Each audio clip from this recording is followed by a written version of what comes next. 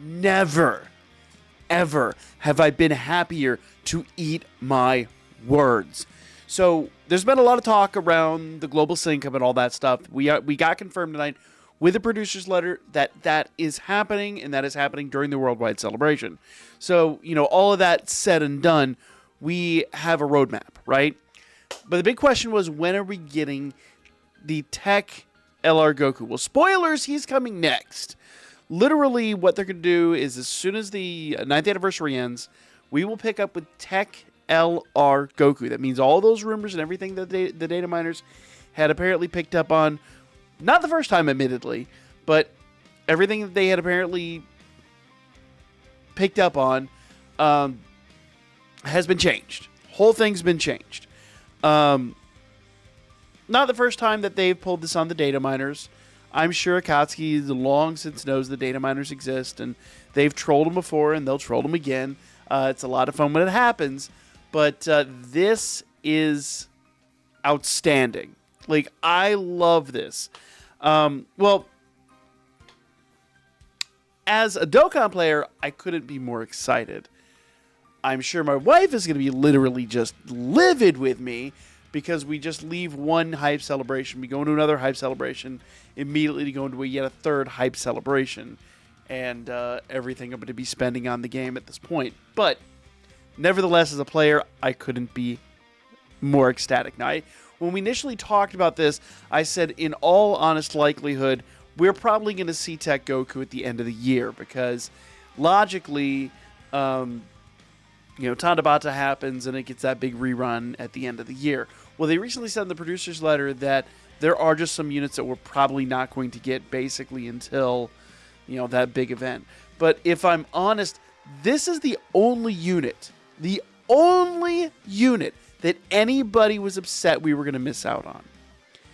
And now we know. Now, initially, I was perfectly content with waiting 2 or 3, 4 months for us to pick him up in November, December, whatever. The fact that he's here this soon is huge. The other thing that tells me, this guy comes with some interesting skills, and we'll get to those here in a minute. That tells me that whatever's coming with the worldwide celebration is probably going to overshadow this dude. And arguably, he's like the best of the moment. So, yeah, Teq UI is coming, guys. Teq UI is coming. So, what does he do? Well, leader skill is USS and Realm of Gods and Entrusted Will. All stats 170%, key +3, with an extra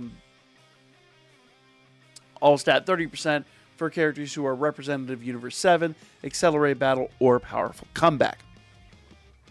Okay? So a lot of options there for 200% leads.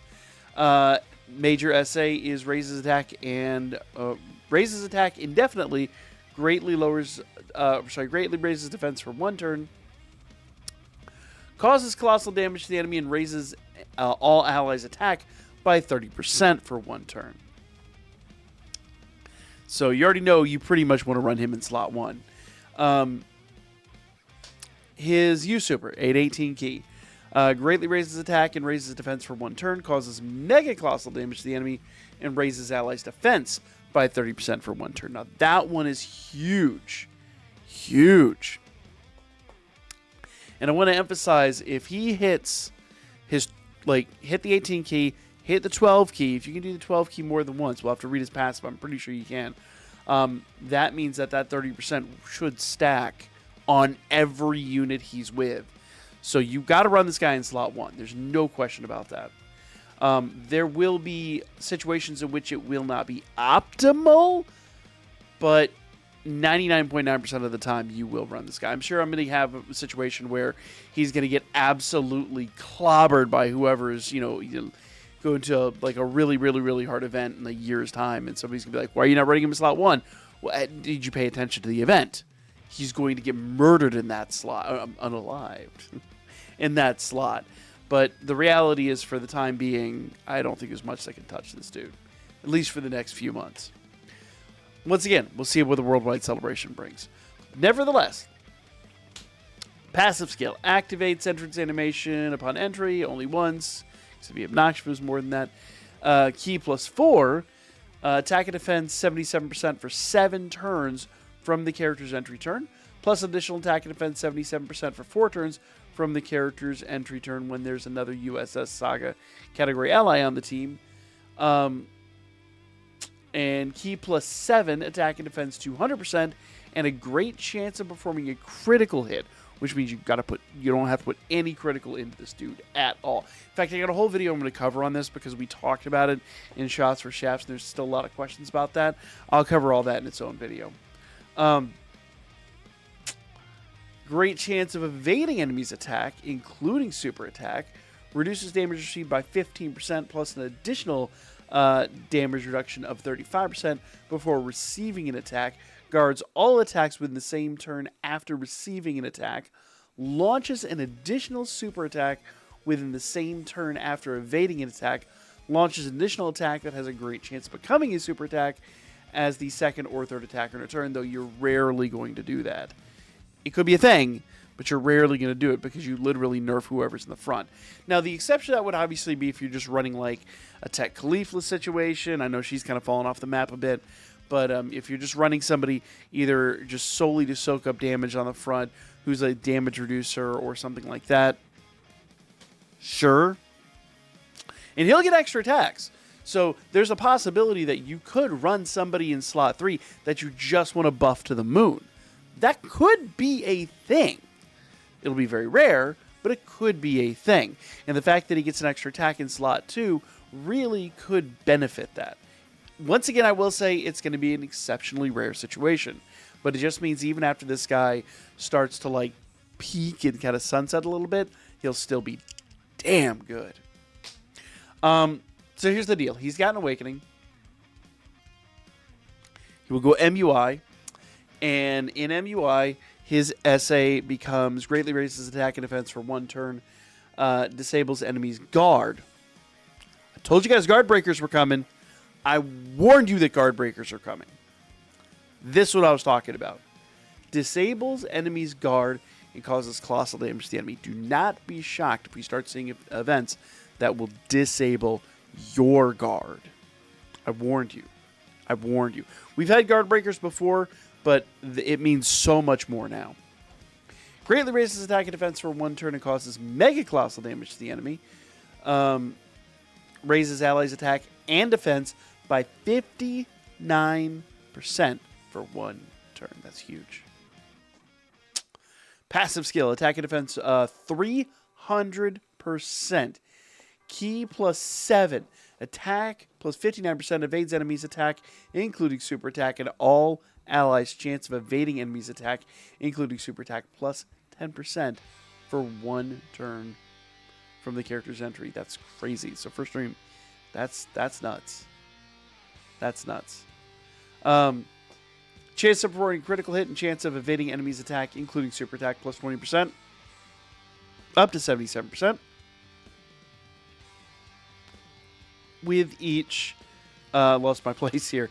Sorry.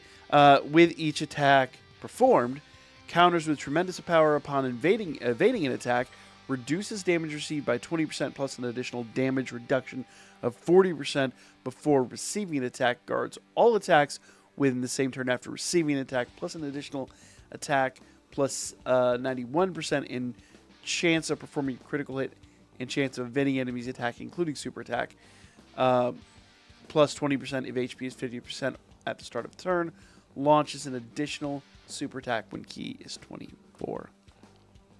It's a lot. Essentially, this is the build guys were talking about here a couple weeks ago, where they're like, just put everything into additional. And that is true. However, there's a big caveat to that. I will cover it in its own separate video.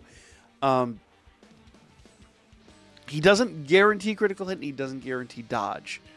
But if you put too little into that, you're just not, there's no point in it. And if you put too much into that, you're kind of taking it away. I always say with units like this, level 15 double attack is pretty much all you need. Because remember, every single time you do an attack, you're rolling for that extra attack. And you're doing multiple attacks with this guy. So you really don't need more than like level 15. I think it was the recent Rosé that we got, the one that does like so many attacks. That guy was like, you didn't even need more like level 9, level 10, and he got his additional just because he does so many attacks. So we're getting to the point where we have dudes that do tons of critical hit, tons of evasion. Is there a way to stack that? I will talk about that. That is literally its own conversation. The short answer is yes. The long answer is the jury's out as to whether it does much. But we'll talk about that in and of itself. So an awesome unit. We now know that there is this insane hype situation happening between the two celebrations. Guys, there's so much to love about these current celebrations. This game is just going to basically be hype for the next 2 months. Let me know what you all thought in the comments down below. Also, I was planning to go back in for the game as for Beast Gohan. This might change my mind. We'll have to see how that all plays out. Like, comment, share. I'll be back with more coming up real soon.